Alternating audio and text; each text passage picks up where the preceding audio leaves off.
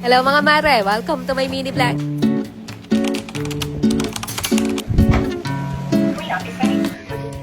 Ngayong araw mga mare, back to reality na naman nga ang Disney Princess. Tapos na ang pagpapaganda era. At eto, back to pagiging inday ng tahanan na naman ulit tayo. Naging si Cinderella lang tayo ng mga ilang oras. Tapos eto, at back to dakilang alila na naman tayo ulit. Pero hindi, eto talaga yung pinakapaborito kong role, yung pagiging nanay. Pero hindi rin naman siguro masama na lumabas tayo ng lunggahan natin paminsan-minsan. So eto, na-miss ko maglinis ng bahay mga mare. Medyo na-busy kasi talaga ako nitong mga nakaraang araw. Kaya medyo makala. Baka bigla kayo magtaka bakit ang daming lata ng pintura dito sa may dining area namin. Dating kasi ito kanina mga mare from Davis Paint at dito ka na muna pinalagay. Everyday talaga ako naglilinis ng bahay, lalong-lalo na dito sa kusina namin dahil eto nga yung trono ko at ayaw na ayaw kong makalat dito. Kaya bago ako mag-shoot ng video at mag-edit, naglilinis muna talaga ako dito. Kamanya ko talaga ng lokong to, kala mo kakat ko yan, bahala ka dyan mabash. Lang ko, normal lang naman yan, pero minsan nakakainis na rin talaga yung mga pakalakalawit nila na ganyan. Pero wala akong masasabi dyan pagdating sa mga gawaing bahay dahil talagang tumutulong sa akin yan. Ayan nga, siya na ang nagluto ng tanghalian namin ngayon mga mare. Tapos ayun ang batang maliit at tamang laro lang dun sa may sala. Ayan, at hinugasan ko na rin muna tong konting hugasin namin dito. Pagkatapos kukudkudin ko na rin muna tong sink namin dahil medyo nalalabo na naman nga yung kulay. Medyo acidic kasi talaga yung tubig dito sa lugar namin mga mare, kaya ang bilis din talaga mamuti nitong lababo namin. At habang nagliligpit-ligpit ako dito, shoutout ko lang din muna tong kumare natin na medyo nagtatampo na daw sa atin. Sorry naman na mare ko, wag ka na pa na magtampo dyan. Huy! Gustuhin ko man kayo i-shoutout lahat, pero baka kulangin yung 3 minutes natin sa sobrang dami nyo at baka mas lalo din magtampo yung iba kapag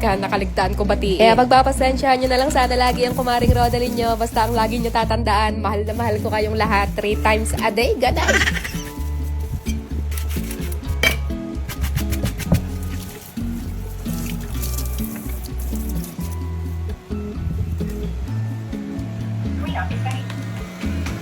Dito naman sa sahig namin mga mare, gumagamit ako ng robot vacuum at ang laking tulong talaga sa akin yan sa paglilinis. Bali, pinadala lang yan sa akin dati mga mare at sobrang useful talaga niyan. Yun nga lang, medyo pricey talaga siya. Pero sobrang laking tulong din talaga niyan, lalo na nga kung napaka-busy mong tao. Kaya kung bet nyo rin, ilalagay ko na lang din yung link niyan sa comment section. Ang sarap talaga sa feeling kapag malinis ang buong bahay, parang ang sarap na lang ulit humilata.